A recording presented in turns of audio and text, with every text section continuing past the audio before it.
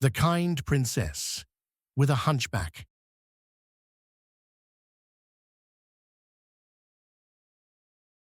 In the heart of the verdant kingdom, golden spires gleamed under the sun, and the streets bustled with merchants, minstrels, and townsfolk celebrating the prosperity of their land. Yet beneath the beauty of its crystal fountains and marble palaces lay a quiet obsession. Appearances mattered above all else. A noble's worth was measured not by deeds, but by the elegance of their robes, the smoothness of their skin, or the perfection of their posture. Princess Ilara, the youngest child of King Aldrin and Queen Maris, had a gentle heart that could soften even the hardest soul. But she was born with a hunchback, a trait whispered about by courtiers and frowned upon by the elegant ladies of the palace. While other princesses were praised for their flawless beauty, Ilara was often reminded of her difference in subtle, stinging ways. She moved through the grand halls with quiet grace, yet many eyes lingered on what they considered her imperfection rather than the warmth of her smile. Despite the whispers and sidelong glances, Ilara's spirit remained tender. She found solace in the company of Pip, a small, clever fox with a coat as red as autumn leaves. Pip could speak, though only to those who truly listened, and he had been by Ilara's side since childhood. "They may see only the curve of your back, Your Highness," Pip would say, with a twinkle in his golden eyes, "but I see the curve of your heart, and it shines brighter than all their crowns." Together, they wandered the palace gardens and quiet corridors, sharing stories, laughter, and dreams that stretched far beyond the marble walls. Here, Ilara was free. Here, she was simply herself, a princess not defined by appearances, but by the kindness and courage that lived quietly in her heart. One sweltering morning, the verdant kingdom awoke to troubling news. The great river that nourished the fields and fed the city's fountains had slowed to a mere trickle. Crops withered under the relentless sun. Livestock grew weak, and panic spread among the townsfolk. King Aldrin summoned the royal council, seeking swift solutions, but the nobles argued only over politics and appearances. Princess Ilara, standing at the edge of the grand chamber, dared to speak. "Perhaps we could send aid to the villages and offer the farmers tools and guidance to save what remains," she suggested softly. But the council's eyes, trained to notice only her hunched posture and delicate frame, dismissed her entirely. "Your concern is noted, Princess," one minister said with a sneer, "but we must rely on those capable of real leadership." The sting of rejection was familiar, yet Ilara's resolve did not waver. She left the chamber quietly, her heart heavy, but her mind determined. If the council would not act, she would. Not for glory or recognition, but for the people who could not fend for themselves. That evening, under the fading light of the palace gardens, Pip curled at her feet. "They do not see your worth, Ilara," he whispered, "but we will see it through, together." Ilara nodded, the spark of courage kindling within her. She would venture beyond the palace walls, quietly, guided by kindness and compassion alone, to help the kingdom she loved. Under the cover of dawn, Princess Ilara slipped through a hidden garden gate, Pip trotting at her side. The palace, with its glittering spires, soon vanished behind the hills, and the vast expanse of the kingdom stretched before her. Her mission was simple in heart, but daunting in practice: to aid the people her own court ignored. The journey was far from easy.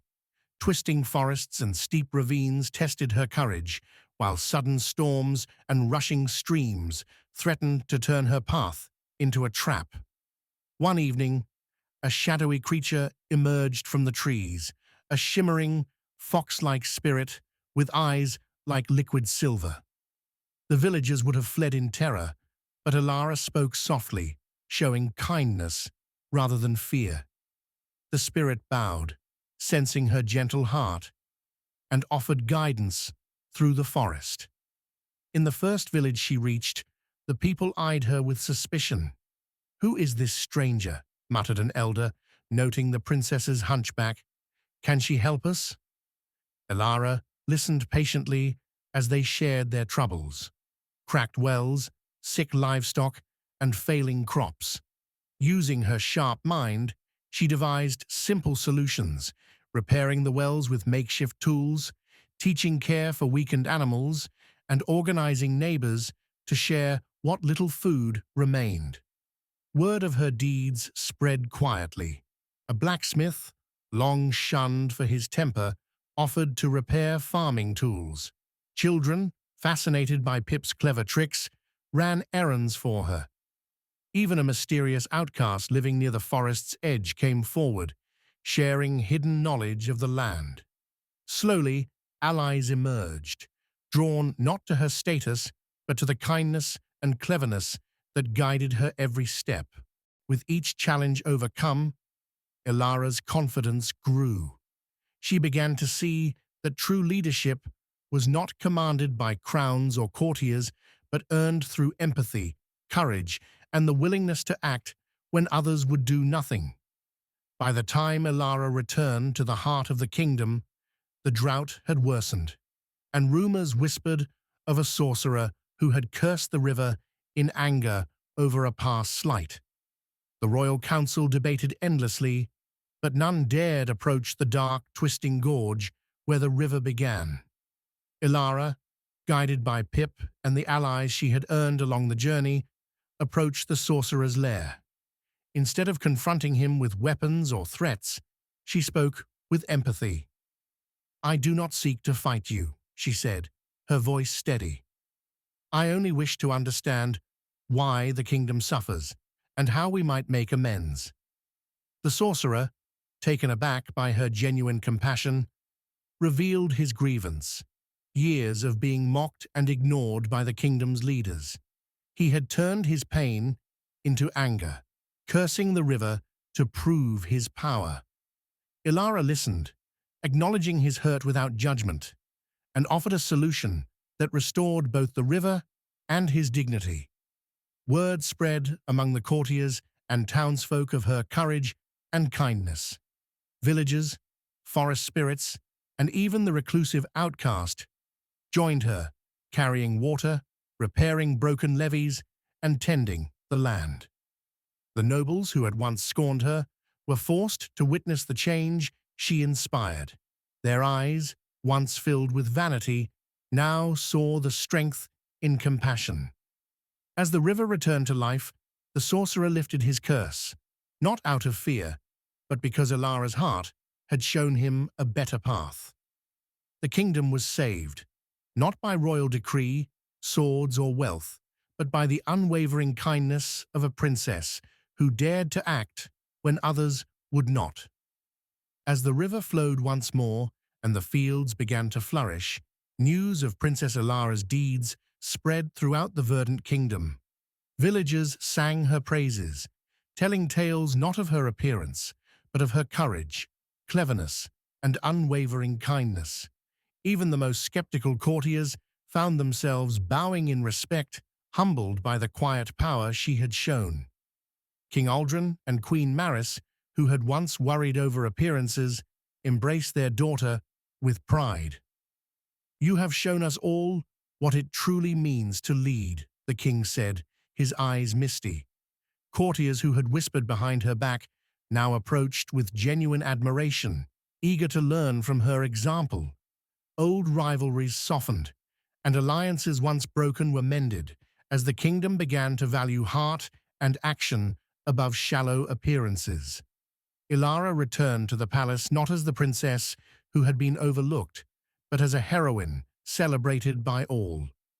Pip leapt onto her shoulder, tail flicking with delight, and whispered, "They finally see what I've always known."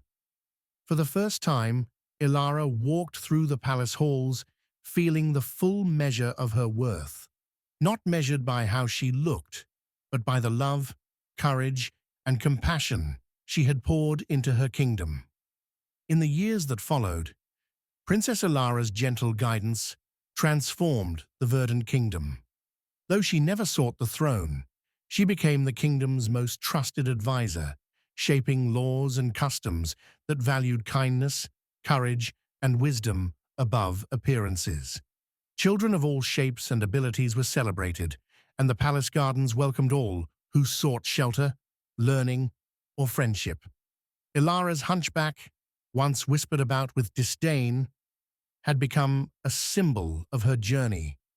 Courtiers and citizens alike began to see it as a mark of her resilience, her courage, and the unique perspective that had saved the kingdom.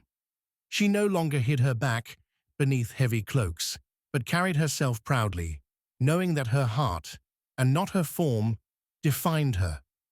One sunny afternoon, she strolled through the palace gardens with Pip, who danced around her feet as usual.